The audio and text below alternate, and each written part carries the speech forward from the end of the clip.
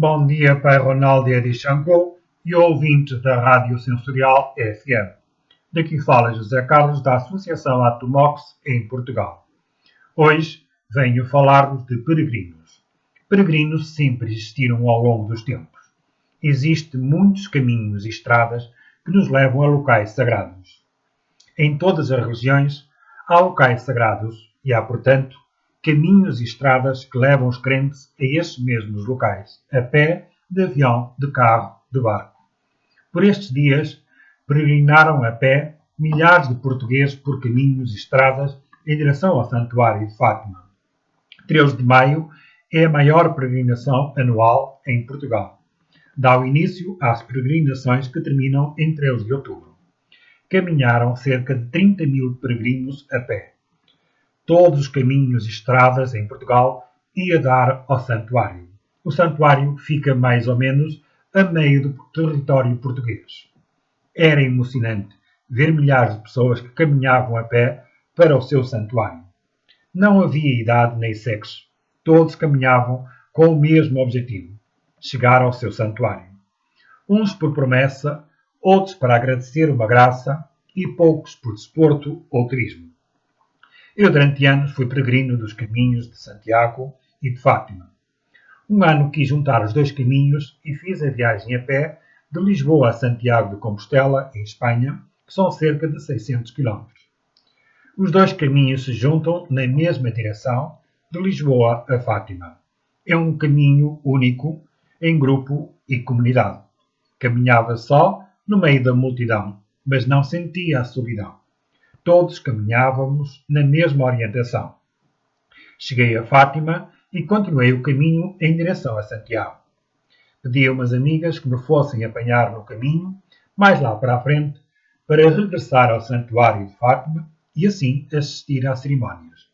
No final das cerimónias, voltariam a colocar-me no caminho para Santiago. E assim aconteceu. Mas este dia de caminhada talvez tenha sido a razão para eu suspender as minhas caminhadas e a razão para compreender muita coisa que estava a passar à minha volta e me deu muitas respostas. Continuava a caminhar só no meio da multidão, mas agora eu sentia a solidão, a indiferença e o desprezo, porque eu caminhava no sentido contrário da multidão. Já tinha passado o Santuário de Fátima e seguia para Santiago, mas os outros milhares de peregrinos caminhavam no sentido inverso. Muitas vezes fui interrompido porque teria que caminhar para trás, que estava enganado. O santuário era para trás. Estava num caminho errado, etc, etc. Eu fazia o meu caminho, escolhido por mim. Por isso, todos os outros teriam que respeitar a minha vontade e não impor-me um caminho. Ninguém sabia os meus objetivos nem as minhas intenções. O caminho para Fátima é um caminho em grupo, comunidade. O caminho para Santiago de Compostela é um caminho solitário, em comunhão com a natureza e consigo mesmo. Ambos os caminhos são em busca de Deus. Que diferenças fazem se ambos os caminhos vão dar a um santuário? Nessa caminhada de 3 semanas encontrei muitas respostas.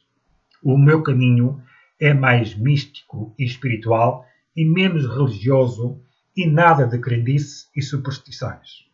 O que vivi neste dia 12 de maio, no caminho inverso, foi para mim uma grande lição. O que os homens procuram não é a espiritualidade, mas sim a religião.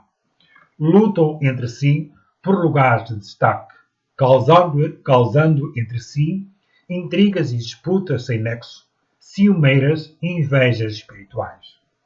Não respeitam outros grupos ou pessoas da mesma religião. Querem brilhar apagando a luz dos outros. Criam barulhos desnecessários. Parecem ninhos de cobras cuspideiras. Seguem apetites temporais, como se aquele caminho fosse apenas seu e não do outro que é diferente. Como se o seu caminho fosse o único caminho para percorrer. Não aceitam a diferença. Lutam por pequenos ideais temporários. Não se envolvem, nem se desenvolvem. Não deixam outros desenvolverem-se. Eu, a partir dessa caminhada, não olhei mais para a religião da mesma maneira. Passei a olhar mais para um caminho espiritual que me levasse mais longe. Dentro ou fora da religião, o meu caminho era outro, que não o da maioria. E hoje faz todo o sentido uma frase da vovó Cabinda que me disse há 20 anos. Filho, não olhes para a Umbanda como uma religião, mas como uma escola de aprendizagem. Não olhes com os olhos da vista, mas com os olhos do coração. Teu caminho é de luz e é espiritual. Vais caminhar muitas vezes só e vais ser incompreendido. Tu és um ser diferente. Não tenhas medo. Confia. Muitos filhos pensam que a roda da saia é fio de prumo, mas não é, filho.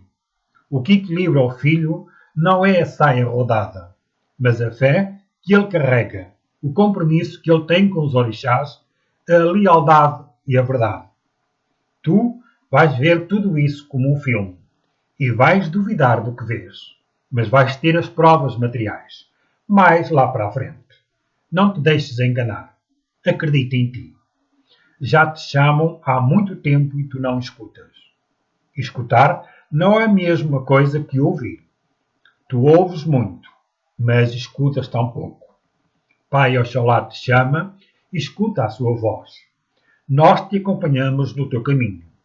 Vais sentir muitas vezes a nossa presença. O mundo precisa de ti. Caro ouvinte, seja qual for o caminho ou a estrada que faça, respeite quem vai na sua estrada. Prove que é melhor que você mesmo e não melhor que o outro. Assuma o compromisso consigo mesmo e com Deus. Não tente apagar a luz do seu companheiro de viagem. Deixe brilhar a sua luz e transforme-se em farol e não seja apenas uma candeia. Caro ouvinte, seja feliz e faça alguém por ser feliz também. Foi por essa razão que nascemos e é esse o motivo por que existimos e só assim a nossa vida faz qualquer sentido. Muito axé e até à minha próxima intervenção e obrigado por me ter escutado.